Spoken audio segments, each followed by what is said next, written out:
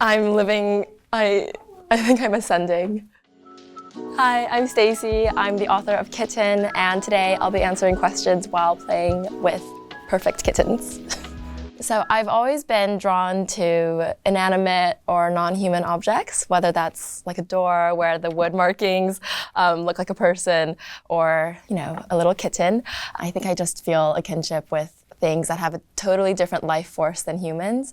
And I thought it would be interesting to explore what it would look like for a person to have a completely exacerbated relationship with a creature, especially a person who doesn't really want to be a person. Animals are just such, playful but powerful devices to explore themes like like childhood and adulthood and helplessness and total bodily autonomy. Those are themes that I was exploring in Kitten. Cats just contain such multitudes. They're both, very self-serious and adults, but they're also, totally silly and impish and absurd. They also just do whatever they want, which is a great quality for a character to have in fiction.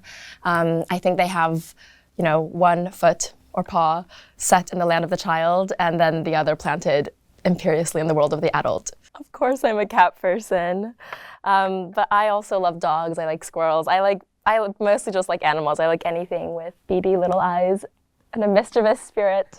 Like you.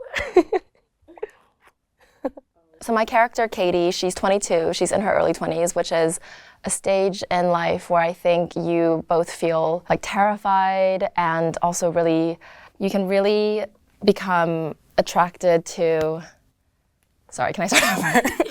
So my character, Katie, is 22, and she's in her early 20s, which I think is a period of time where you're both paralyzed and, uniquely open to all the possibilities of your life.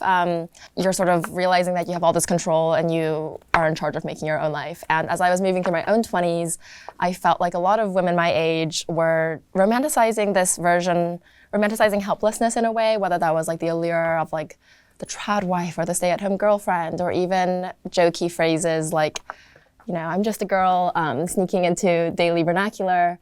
It began to feel like a bit self-infantilizing. And I think that if the millennial woman fantasized about being a girl boss, the zillennial or Gen Z woman wants to girl baby.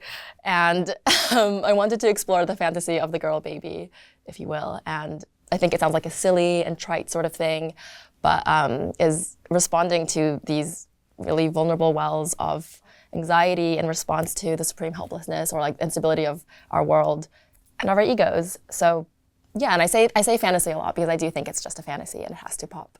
So I've always been obsessed with childhood, even as a child. I've always been drawn to books and art that capture the vibrant and off-kilter and sometimes, oftentimes oppressive nature of childhood, from Tuck Everlasting by Natalie Babbitt to all of Miyazaki's films. And I think there are so many freedoms and safeties that we have as a child that we grow out of in adulthood, but we gain new freedoms and safeties. And I think the book is really asking, what do we lose and gain when we get older, and is it worth it? Should we bring Stevie back? Hey, Stevie. Stevie's back. Sorry, can you ask the question again? Humor came naturally when I was writing the book, but I think just because life and the world is so funny. And when I look back on my early 20s, sometimes you just have to laugh, otherwise you'll cry. I am reading My Phantoms by Gwendolyn Riley. I am really obsessed with Gwendolyn Riley at the moment. Her sentences are just so good, so sharp, so mordant. She just really gets people. I wish I read this book earlier because it's about a woman who's like examining the relationship that she has with her tricky mother, which is a big dynamic in my book. My Baby First Birthday is a poetry collection by Jenny Zhang. She's a writer that I've loved for years. I first started reading her as a teenager. Rookie Mag, if anybody remembers Rookie Mag. Her writing is always just so unself-conscious, and it really straddles a line between like the beautiful and the gross, which I think is a very fun zone to play in. So she's never afraid to push into the more base, vulnerable parts of being a person, and I try to channel that in Kitten. Oh. I was just playing with this fuzzy ball.